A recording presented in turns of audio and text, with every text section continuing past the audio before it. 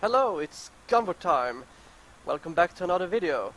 Today I'm gonna show you a little, you know, unorthodox build. Well, not unorthodox, but it's certainly not a competitive build of any kind. It's more of a Torment 10 speed farming thing. I've seen some variations of this. I mean, I kind of took the idea from the very popular WoW Rasha, as it's called, but I've tweaked it a little bit here and there, so I will show you what I mean. Let's start off by showing you the Rasha. We'll be using the Rasha 6-piece, just because of the absurd increase in damage, and of course, yeah, the toughness as well. But generally, you gain 2,000% damage when you're using the different elementals, the element attacks even. The biggest variation, the biggest difference from my variation here is that I've seen a lot of people using the 4-piece fibers as well. I don't find that necessary because everything dies so quickly anyway that why would you even want to use that? So yeah, we'll be using the Wand of Woe, because this is probably the most important item, because Explosive Blast is the main damage dealer here. And not only does it increase the damage by explosive, but it also triggers additional Explosive Blast after the initial one. So that's pretty awesome as well. This one as well, this is a variation that I actually come up with. A lot of builds I've seen, or well, not a lot, but the more popular variations, they use the Firebird offhand as part of their 4-piece, because it gives fire damage, and I don't know if it gives something else as well, but fire damage, but I don't find that really necessary, because this one, because the thing is, when you're using the Firebird set as well, you don't use the Rasha belt. You generally use the Ring of Royal Grandeur in your cube in order to achieve 6-piece Tal and 4-piece Firebird. And by not doing that, I'm using the Rasha belt instead of actually the gold wrap. You're using the gold wrap because of toughness reasons, but since I'm using this orb, because it makes you that every time you hit something with Explosive Blast, your damage is increased by 5% and your damage reduction is increased by 15, and this stacks to 4 times, and I went over this in my other video, but it's pretty nuts. It can stack really to ludicrous amounts.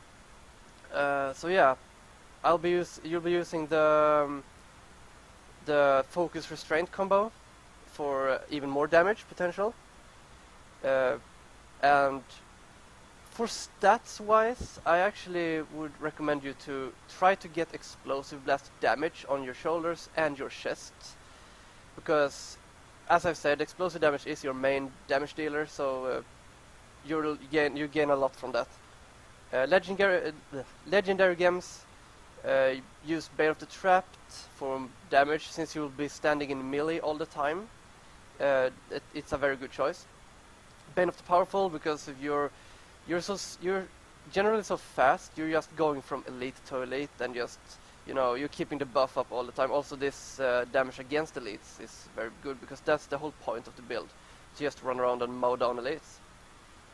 Boon of the Hoarder, actually, because that also ties into the speed, because you gain 30% movement speed for 2 seconds when you pick up gold, and since you splat out a lot of gold from killing a monster, well, you're gonna have a permanent speed boost, kind of. So yeah, that's the gear. Oh yeah, try to get, I haven't really done that yet, but try to get fire damage on your amulet and your bracers. You'll be using the Nemesis bracers as well while I'm at it, because you will either be using Nemesis bracers here on you or in your cube. It's basically all up to you what you prefer, because okay, let's go with the cube. Ingium in the weapon slot, because Ingium is the thing that makes, along with the Wand of Woe, that actually makes this build really shine, because your skill cooldowns are reduced by 10 seconds for 15 seconds after killing an elite pack. And what this what this makes you do is that because all of your skills have a very short cooldown, you can basically spam them as you like. And I'll talk more about that when I talk about the skills. And the Warsecian arm guards in the armor slot, you can either have this equipped on you. I mean, that's like what I said before, but every time you destroy an object, you gain a short button speed, and that's very good. Convention of elements. Okay, here's another difference from what I actually like doing,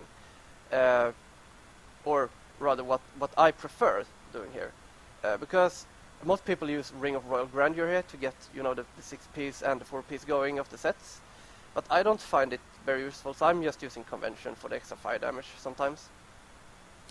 Oh yeah, so that's the cube and the gear. Let's go over the skills. So here is a very nice pattern to remember. You want to be having a lightning skill, a ice skill, an arcane skill, and a fire skill.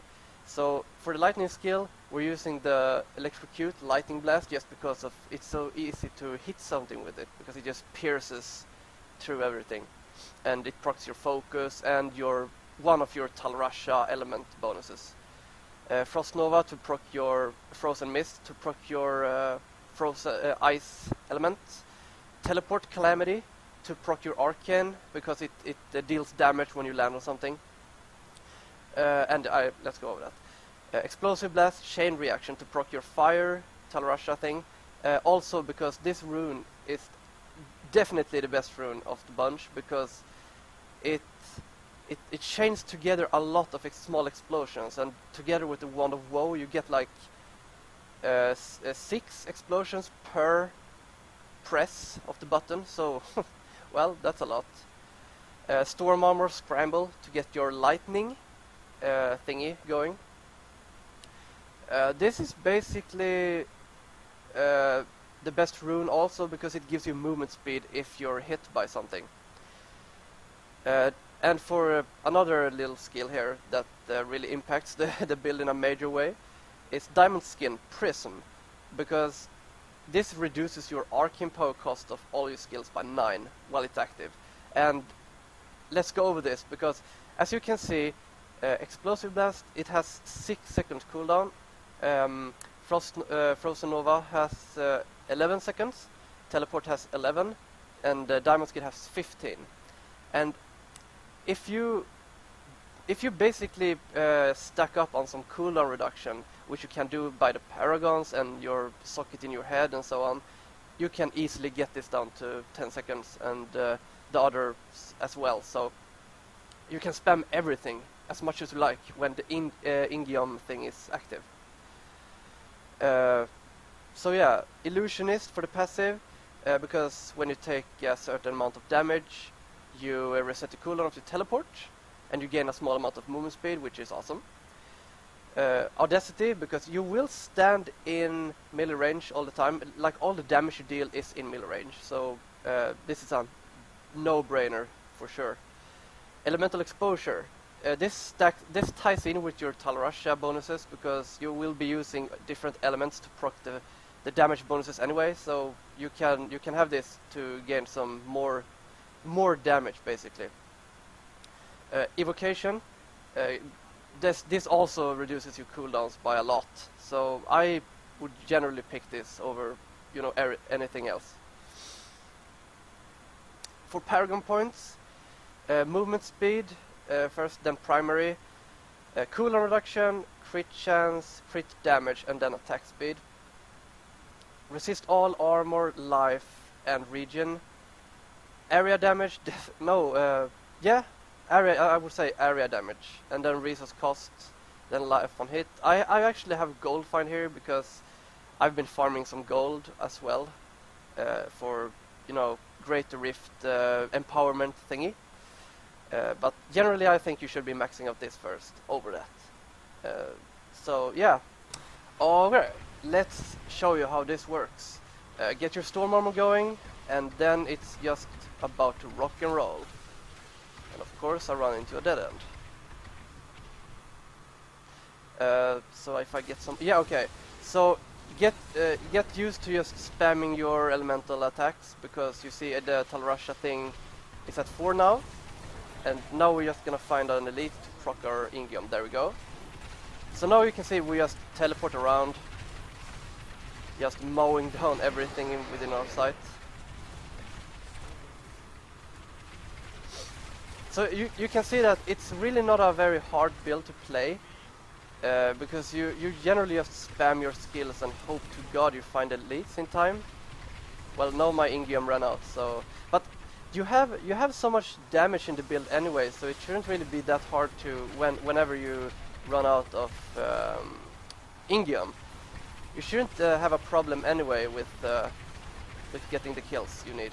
So that's how the build works. Pretty easy, huh? But yeah, one thing I forgot to mention while showing you the rift, when you stack up your Talrasha stacks, the element stacks, you can actually, because I can show you here, 1, 2, 3, 4. Okay, now we have 4, but to keep them up, you only need to, you see, you can alternate between 2 of them in order to keep it up. You don't have to spam all 4 in order to keep that debuff up. The buff up. Although if you want to keep up the resistances, you might have to do that. But yeah, that's what I want to show you today. So I hope you enjoyed. I'll see you next time. You have a good day.